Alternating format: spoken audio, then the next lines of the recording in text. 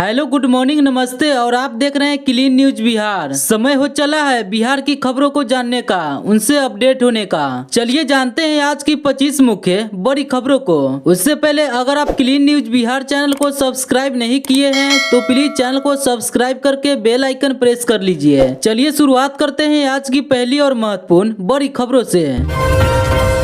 गिरिराज सिंह की हिंदू स्वाभिमान यात्रा पर भड़के भाकपा माले के नेता, कहा इनका मकसद दंगा भड़काना है। गिरिराज सिंह की हिंदू स्वाभिमान यात्रा पर भाकपा माले के राष्ट्रीय महासचिव दिवांकर भट्टाचार्य ने निशाना साधा है। उन्होंने कहा कि चुनाव नजदीक है, इसलिए इस यात्रा के जरिए ये दंगा भड़काएंगे। बदलो बिहार अन्याय यात्रा के तहत जहानाबाद पहुंचे भाकपा माले के राष्ट्रीय महासचिव दिवांकर भट्टाचार्य ने केंद्रीय मंत्री गिरिराज सिंह की यात्रा पर जमकर प्रहार किया। उन्होंने कहा कि भाजपा के लोग देश को धर्म के नाम पर बर्बाद करने पर तुले हुए हैं। भाजपा के सांसद एवं उनके केंद्रीय मंत्री बिहार में हिंदू स्वाभिमान यात्रा पर निकालकर दंगा भड़काने के लिए साजिश रच रहे हैं, क्योंकि बिहार में 4 जगह पर उपचुनाव है। अगले साल बिहार विधानसभा का चुनाव है, बगल के राज्य झारखंड में चुनाव होना है। ऐसी स्थिति में भाजपा के लोग चाह रहे हैं कि धर्म के नाम पर लोगों को एकजुट कर दंगा भड़काए, लेकिन बिहार की जनता जिस तरह से सीमांचल में लोकसभा क्षेत्र से विदा करने का काम बीजेपी को किया है, बिहार के लोगों को जिस तरह से गुमराह किया जा रहा है, उन लोगों के बहकावे में बिहार के लोग आने वाले नहीं है। दीपांकर ने जोर देते हुए कहा कि आने वाले दिनों में भाजपा निश्चित रूप से और कमजोरी होगी। इसी के चलते भाजपा के लोग बौखला हुए हैं। बिहार में हो रहे 4 जगह पर उपचुनाव में माले को तरारी विधानसभा उपचुनाव में 1 सीट मिली है, जहां से राजू यादव चुनाव लड़ रहे हैं। दीपांकर भट्टाचार्य ने कहा कि राजू यादव की वहां से जीत तय है। इसी तरह से सभी जगह पर इंडिया गठबंधन के प्रत्याशी चुनाव जीत रहे हैं। राजगीर में पहली बार एशियन महिला हॉकी प्रतियोगिता शेखपुरा पहुंचने पर गौरव यात्रा का हुआ भव्य स्वागत। 11 नवंबर से 20 नवंबर तक राजगीर में आयोजित होने वाले एशियन महिला हॉकी चैंपियंस के अवसर पर गौरव यात्रा के तहत मंगलवार को टाउन हॉल पहुंचने पर भव्य स्वागत किया गया। राजगीर खेल अकेडमी राजगीर के नवनिर्मित नीले स्टो टर्फ स्टेडियम में 11 से 20 नवम्बर 2024 तक एशियन महिला हॉकी प्रतियोगिता का आयोजन किया जाएगा। इसको लेकर शेखपुरा विधायक विजय सम्राट एवं जिला अधिकारी आरिफ हसन ने एशियन महिला हॉकी चैंपियंस की ट्रॉफी का अनावरण जिला के टाउन हॉल में आम लोगों के समक्ष किया। अपने संबोधन में विधायक विजय सम्राट ने कहा कि आज हमारे शेखपुरा जिले के लिए यह क्षण गौरव का है। उन्होंने इसे ऐतिहासिक करार देते हुए इसे खेल की दुनिया का मील का पत्थर बताया। गौरतलब हो कि यह गौरव यात्रा नवादा जिला से होते हुए शेखपुरा पहुंची, जिसे अनुमंडल पदाधिकारी राहुल सिन्हा एवं अनुमंडल पुलिस पदाधिकारी अरविंद कुमार सिन्हा ने अपनी सीमा में पहुंचते ही स्वागत किया। यह ट्रॉफी यहां के उपरांत बेगूसराय की ओर प्रस्थान करेगी। जिला प्रशासन शेखपुरा द्वारा इस कार्यक्रम के सफल संचालन के लिए सभी आवश्यक तैयारी की गई थी। इस अवसर पर विधि व्यवस्था की चाक चौबंद व्यवस्था की गई थी। ज्ञात है कि दिनांक 11 नवंबर से लेकर 20 नवंबर तक राजगीर में आयोजित होने वाले इस हॉकी चैंपियंस भारत सहित कुल 6 टीमें, जिसमें चीन, जापान, मलेशिया, साउथ कोरिया एवं थाईलैंड भाग ले रहे हैं। अब यहाँ शराब कांड, परिजन बोले आंखों की रोशनी गई, फिर मौत। एसपी बोले थिनर पीने से मौत।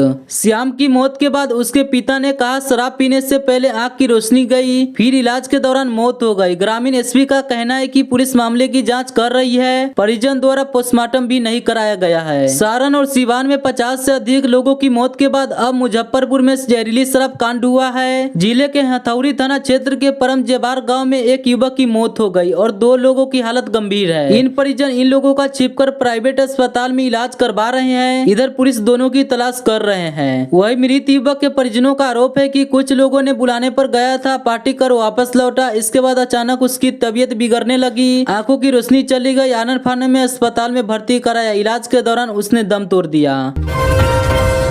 मतदान से पहले प्रशांत किशोर का यू टर्न, बेलागंज और तरारी के प्रत्याशी बदले, इस कारण हुआ ऐसा। प्रशांत किशोर ने कहा कि बेलागंज और तरारी के प्रत्याशी अलग अलग परिस्थितियों के कारण बदले गए हैं। बेलागंज में अब मोहम्मद अमजद और तरारी से किरण देवी उम्मीदवार होंगे। जन सुराज ने बेलागंज विधानसभा सीट से सबसे पहले प्रोपराइटर खिलाफत हुसैन को पार्टी का उम्मीदवार बनाया गया था।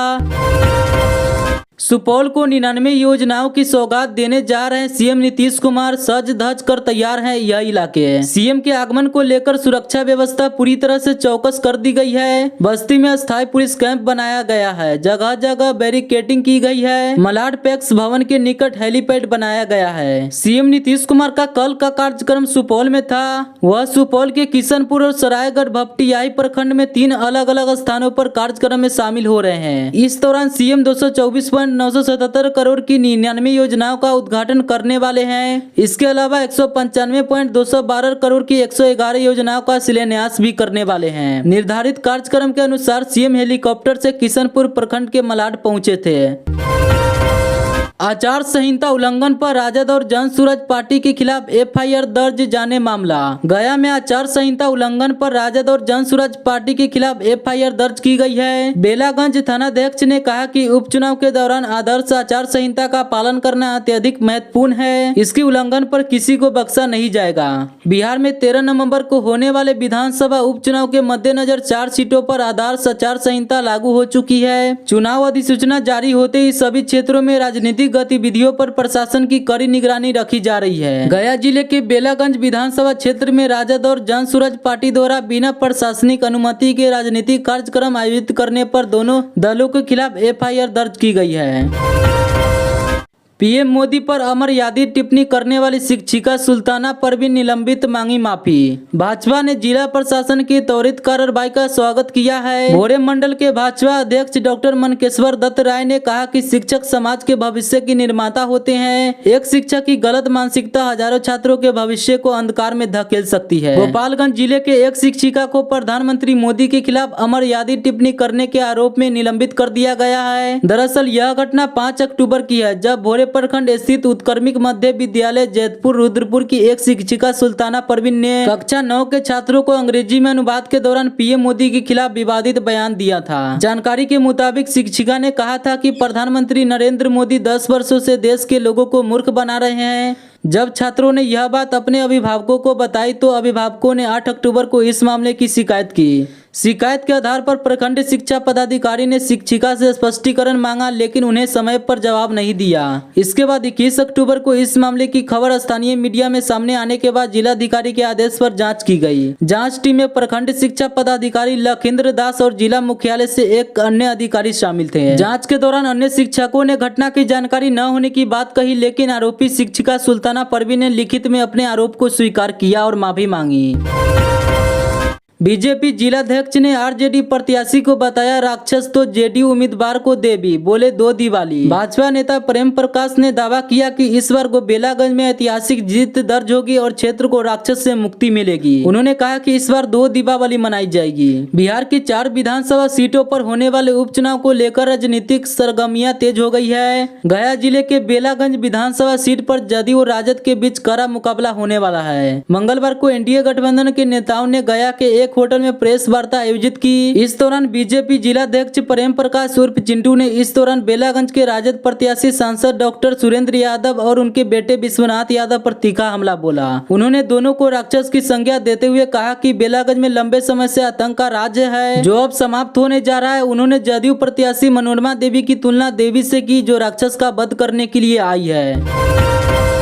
पूर्णिया सांसद पप्पू यादव के खिलाफ गैर जमानती वारंट जारी, इस केस के आरोप में पेश नहीं हो रहे थे। कोर्ट ने पप्पू यादव को मंगलवार को उपस्थित होने के लिए समन जारी किया था, लेकिन वे पेश नहीं हुए। इसके बाद कोर्ट ने पप्पू यादव समेत 11 लोगों के खिलाफ गैर जमानती वारंट जारी किया। पूर्णिया के निर्दलीय सांसद पप्पू यादव के खिलाफ गैर जमानती वारंट जारी किया है। मामला आचार संहिता उल्लंघन से जुड़ा हुआ है। गैर जमानती वारंट जारी उत्तर प्रदेश के गाजीपुर एमपी एमएलए कोर्ट ने पूर्णिया के सांसद पप्पू यादव के खिलाफ 31 साल पुराने मामले में किया है। यह मामला 1993 का है, जिसमें पप्पू यादव और 11 अन्य पर आचार संहिता उल्लंघन और सरकारी काम में बाधा डालने का आरोप है।